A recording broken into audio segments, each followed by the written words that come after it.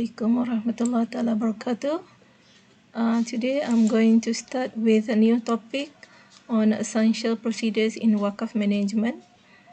This video is to facilitate the COVID-19 holiday. Inshallah, we try to learn using e-learning. Okay, so today's topic is on essential procedures in Waqf management.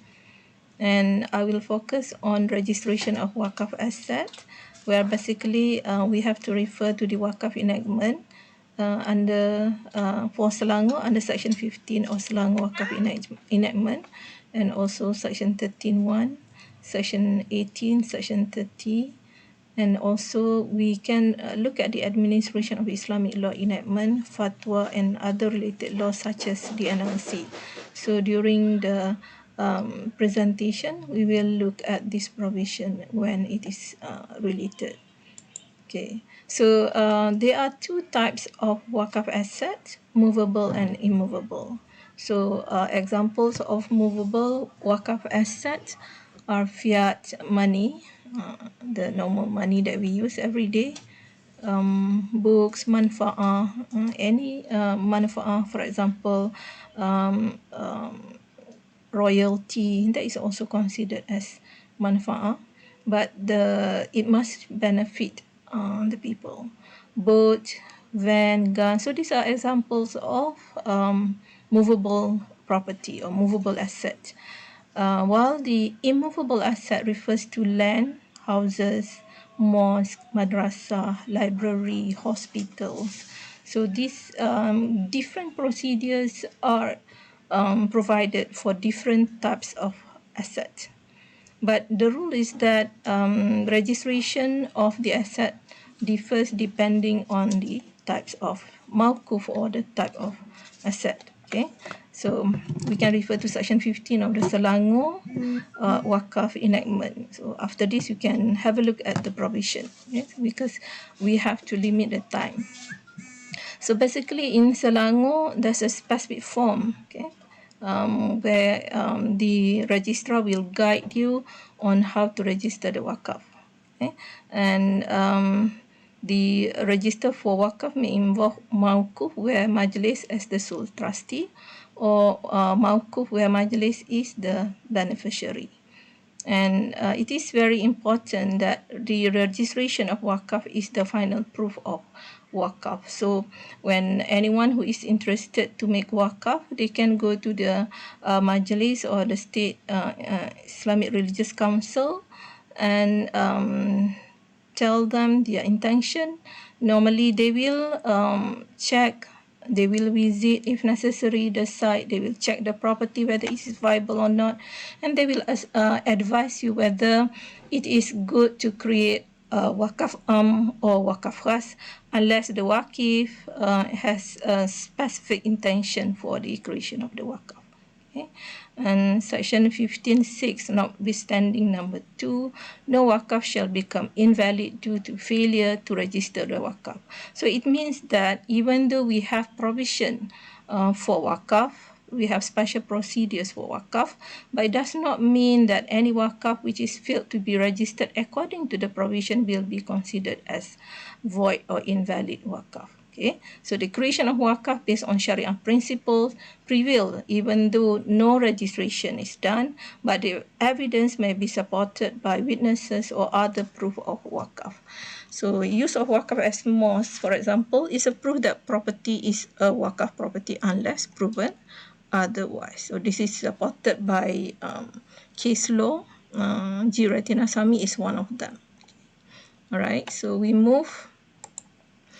Okay, Section 17 of Selangor Waqf enactment provide that Waqf shall not be revoked. It is also another important principle when we want to process Waqf. Okay, so we have to go back to the basic condition that Waqf is perpetual.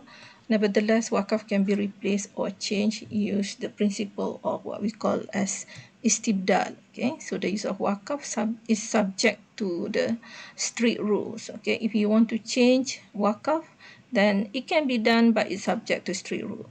In Malaysia, it is done via declaration of fatwa. So normally, anything that we want to do with Waqf, when there is no clear provision, then we have to make proposal for fatwa to be deliberated by the fatwa committee. Okay, and with regard to revocation of Waqf, the Mazhab Shafi'i is very strict. If it is related to mosque, for example, basically the answer is no, we cannot do istibdal for property allocated for uh, mosque. Right. Second principle, wakaf property shall not be sold, transferred, or passed through law of inheritance, cannot be alienated by the state authority, cannot be made as a gift. So, but we have to understand that even the wakaf cannot be sold or transferred, but still wakaf can be leased, can be rented out. But wakaf cannot be charged or cannot be made as security for loan. Why? Because if there is default in payment under the National Land Code, the property will be foreclosed. So the property will be subject to auction.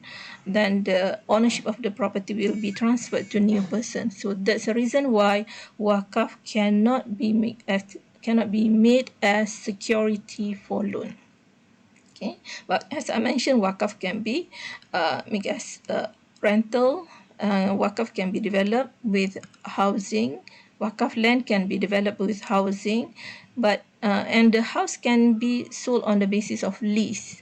Okay, so if the house is leased for 99 years, so the authority, the Majlis Agama Islam can sell the lease of the building, the house, but not the wakaf land. By the end of the 99 years period, the property will go back to Majlis Agama Islam being the sole trustee of the wakaf property.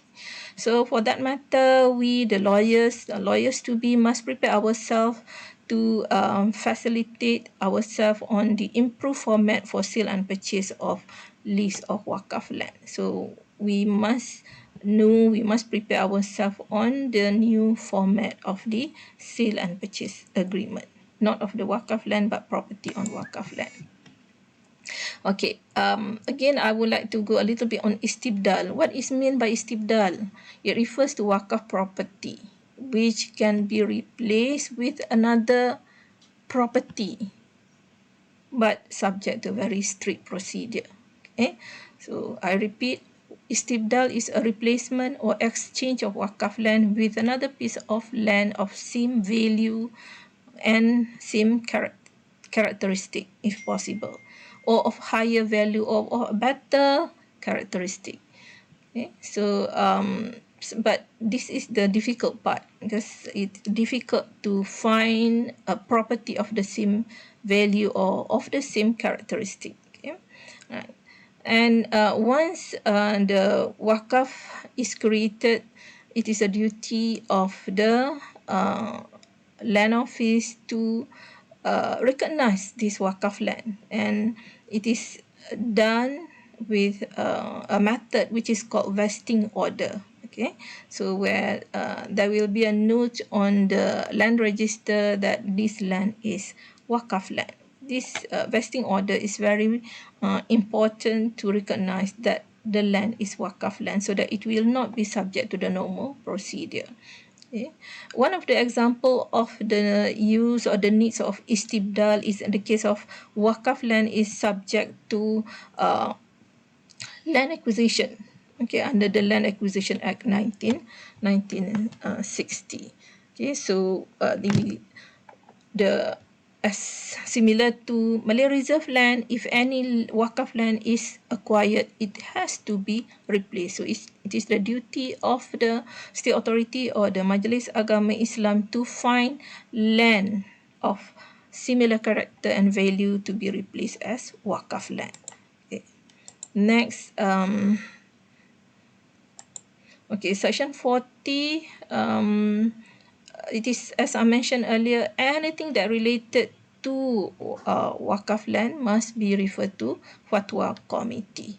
Okay, so I share with you few cases. One of them is Majlis Agama Islam Pulau Pinang and Abdul Latif bin Hassan. So please read this case. The issue is with regard to the position of fatwa.